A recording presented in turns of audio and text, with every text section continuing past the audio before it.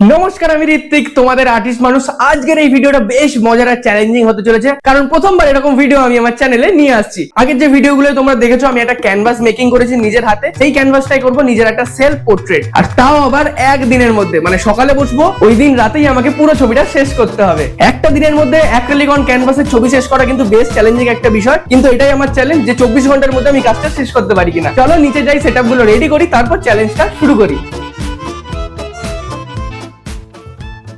তো এখন বসে বসে ডিসাইড করলাম কাজটা কিসের উপর করব। মানে নিজের সেলফ পোর্ট্রেট তো করবো, বাট নর্মাল কিছু না, একটা কনসেপ্ট থাকবে। অনেকদিন ধরে একটা সিচুয়েশনের উপর দিয়ে ফেস করছি, ভাবলাম ওটার উপরই এক্সপ্রেশন নিয়ে একটা কাজ করি। এর আগেও আমি আমার এক্সিবিশনে এখানে আমি ছবিটা দিলাম, নিজের পোর্ট্রেট নিয়ে একটা সিরিজ করেছিলাম। সেই কাজটা অনেকের ভালো লেগেছিল, বাট এখন সময়টা কম, একটা ছোট্ট ক্যানভাসে ওরকম সিরিজ আবার একটা শুরু করবো। বিষয়বস্তু হলো এখন কালার গুলো, কারণ যে কাজটা ভেবেছি সেই কালার গুলো আছে কিনা সেটা দেখে নিতে হবে। না থাকলে অসুবিধা নেই, কারণ আমার কাছে অ্যাক্রিলিকের প্রাইমারি কালার আছে, গুলে গেলে আমি বানিয়ে ফেলতে পারবো। এটা একটা সুবিধা, তোমরা যখন রং মিক্স করতে পারবে বা বানাতে পারবে না, তখন যদি কালার নাও থাকে তোমরা কিন্তু 2-3টে কালার মিশিয়ে কালার বানিয়ে নিতে পারবে। তোমাদের আর নতুন করে কালার কিনতে হবে না। যেমন এই কাজটা আমার হাতে খুব টাইম কম, আজকেই শেষ করতে হবে রাতে। আর যেহেতু এটা এক্সিবিশনের জন্য দেবো, একটু ইউনিক ভাবে করবো। যত রাতই হোক না কেন, ভোর হয়ে গেলেও আমি কাজটা শেষ করবো। প্রথমেই যেই জায়গাটা করবো সেই জায়গাটা সেট আপ করে নিলাম লাইটের, কারণ লাইটটা খুব ইম্পর্টেন্ট একটা কাজের জন্য। তারপর ক্যানভাস বা রং, টেবিল সমস্ত কিছু হাতের কাছে নিয়ে বসলাম, কারণ যখন একটা কাজ করবো যেন বারবার উঠতে না হয়, সমস্ত কিছু হাতের কাছে থাকে, তাতে কাজ করতে একটু কমফর্ট হয় এবং কাজটা ভালো হয়। তারপর যেভাবে দেখতে পাচ্ছ, আমি প্রথম ব্যাকগ্রাউন্ডটা চাপালাম এবং তারপর নিচের বডির পার্টটা চাপিয়ে ফেললাম। তোমরা অনেকেই ভাবতে পারো হয়তো আমি ব্লেন্ড করছি না কেন বা মেশাচ্ছি না কেন। এখানে আমি একটু ব্রাশ স্ট্রোক রেখেই পুরো পোর্ট্রেটটা করতে চাই।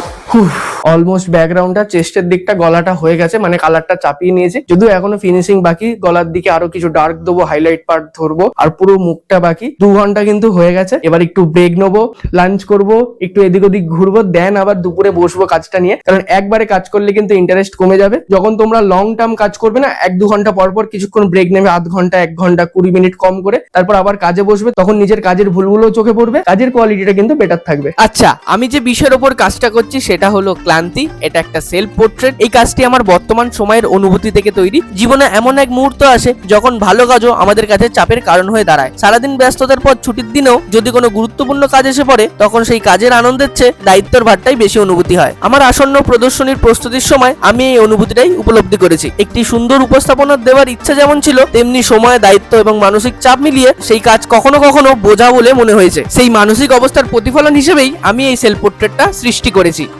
ঘড়ির কাঁটা সন্ধ্যে 7টা, অলমোস্ট কাজটা অনেকটাই হয়ে গেছে। দূর থেকে দেখছি, কারণ কাজ থেকে অনেক সময় বোঝা যায় না রঙের ডেপথ বা কোথাও কিছু হাইলাইট লাগছে কিনা, কোনো জায়গাটা হার্ড হয়েছে কিনা, সফট করতে হবে কিনা, এইসব বিষয়গুলো দূর থেকে ক্যানভাসটা দেখতে হয়। আর ছাদে গেছিলাম, ঝিরিঝিরি বৃষ্টি পড়ছে, তাই আবার নিচে পালিয়ে এসেছি। এবার একটু টায়ার্ড লাগছে, কারণ অনেকক্ষণ ধরে বসে বসে করেছি। বাট বেশি রাত করবো না, কারণ বেশি রাত হলে ঘুম পাবে, কাজের কোয়ালিটি কমে যাবে, আর আমি কোনোভাবেই চাই না এক্সিবিশন ওয়ার্ক কাজের কোয়ালিটি কমো। তো চলো সময় না নষ্ট করে আবার বসি, কাজটা শেষ করি। এই সময়টা মনের সাথে সাথে শরীরও একদম চলছিল না, কিন্তু কাজটা যখন শেষের দিকে আসছিল একটু মনের মধ্যে উৎসাহ বাড়ছিল, কারণ কাজটা মনের মতো হচ্ছিল। অ্যাক্রিলিকের কাজ করতে একটু বেশি সময় লাগে। কাজটা কেমন হয়েছে যদিও তোমরা কমেন্টে জানিও, আর ভালো লেগে থাকলে একটা লাইক করে দিও। ঘড়ির কাঁটায় রাত 1টা, অলমোস্ট আমার ছবিটা শেষ হয়েছে। তোমাদের তো দেখিয়েছি, আবার দেখালাম। এখনো কিন্তু এটাতে ভার্নিশ ইউজ করা বাকি রয়েছে, ওটা আমি একটা আলাদা শর্ট ভিডিও করে দেখাবো কিভাবে ক্যানভাসের মধ্যে ভার্নিশ অ্যাপ্লাই করতে হয়। যদিও অ্যাক্রিলিক কালার শুকিয়ে যায়, কিন্তু এখনো পর্যন্ত কোথাও কোথাও কিন্তু কাঁচা রয়েছে, সবে মাত্র উঠেছি। তাই এই সময় সঙ্গে সঙ্গে ভার্নিশ করলে ঘেটে যাওয়ার চান্স থাকে। পুরো কাজটা ড্রাই হোক, কালকে ভার্নিশ করব। আর এটা খুব ভালো একটা এক্সপিরিয়েন্স হলো, আজকে সারা দিনটা লাগিয়ে পুরো ছবিটা শেষ করেছি। আর তোমরা কমেন্টে জানিও আমার ফেসটা চেনা যাচ্ছে কিনা, ফেসটা এরকম টাইপের কেন, সেটা তো আমি তোমাদেরকে বললামই। যদিও এই ছবিটার ব্যাকগ্রাউন্ডের মধ্যে কিছু কিছু কাঁচের টুকরো থাকবে বেরিয়ে, যেটা কিন্তু এখানে আমি আর অ্যাসেম্বল করলাম না। এটা আমি গ্যালারিতে যাবো, গিয়ে কাঁচের টুকরোগুলো লাগাবো, পুরো পেন্টিংটার ইনস্টলেশন করবো। আমার এই লাইফের জার্নিটার সাথে জুড়ে থাকতে গেলে আমার চ্যানেলটা সাবস্ক্রাইব করে দিও। ভিডিওটা কেমন লেগেছে অবশ্যই কমেন্টে জানিও। ভালো লাগে একটা ছোট লাইক করে দিও। দেখা হচ্ছে একটা নতুন ভিডিওতে নতুন কিছু নিয়ে, ততক্ষণের জন্য টাটা।